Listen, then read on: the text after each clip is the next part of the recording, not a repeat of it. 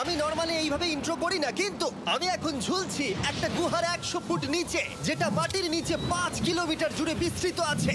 আর আমরা এটা পছন্দ করি বা না করি, যখনই আমি আর আমার বন্ধুরা মাটি টাচ করলাম, আমরা অফিসিয়ালি এখানে আগামী 7টা দিন কাটাতে চলেছি। প্রথমত, আমাদের এখন এখান থেকে অনেকটা দূরে যেতে হবে। কেন? যদি ঝড় বৃষ্টি হয় তাহলে এই পুরো জায়গাটা জলে ভরে যেতে পারে। এই কেভ এন্ট্রান্সটা হয়তো দেখতে সুন্দর, কিন্তু দেখে যা মনে হচ্ছে আসলে তা নয়। আর আমরা হয়তো জানি না যে আগামী 7টা দিন আমাদের জীবনের সব থেকে কঠিন সময় হতে চলেছে। ঠিক আছে, আর কিছুক্ষণের মধ্যেই অন্ধকার হতে চলেছে। আমরা কোথায় যাচ্ছি সেটা কি বলবে? আমাদের ক্যাম্প সেটআপের জন্য একটা ফ্ল্যাট গ্রাউন্ড খুঁজতেই হবে। কেভের ভেতরে ঢোকার পরে আমরা এমন একটা জায়গা খুঁজে পেলাম যেটা অনেকটা উঁচুতে থাকায় আমরা জল থেকে সুরক্ষিত থাকতে পারবো। তার মানে এটা ক্যাম্পের জন্য পারফেক্ট। পারফেক্টটা একটু বেশি হয়ে গেল। মোটামুটি বলা যেতে পারে। ঠিক আছে, ক্যাম্পের জন্য মোটামুটি। প্রথম দিনের বাকিটা আমরা কাটিয়ে দিলাম আমাদের জিনিসপত্র আনতে। প্রত্যেকটা ব্যাগের ওজন প্রায় 80 পাউন্ড। আর যেমনটা তোমরা ফুটেজে দেখছো, আমরা এটা করতে 4 ঘন্টা লাগিয়ে দিলাম। এরপরে আমরা সবাই বেস ক্যাম্পে ফিরে গেলাম। ঠিক আছে, আমরা এখানে লাইট লাগিয়ে দিলাম। আমাদের সব জিনিসপত্র হোম বেসে চলে এসেছে।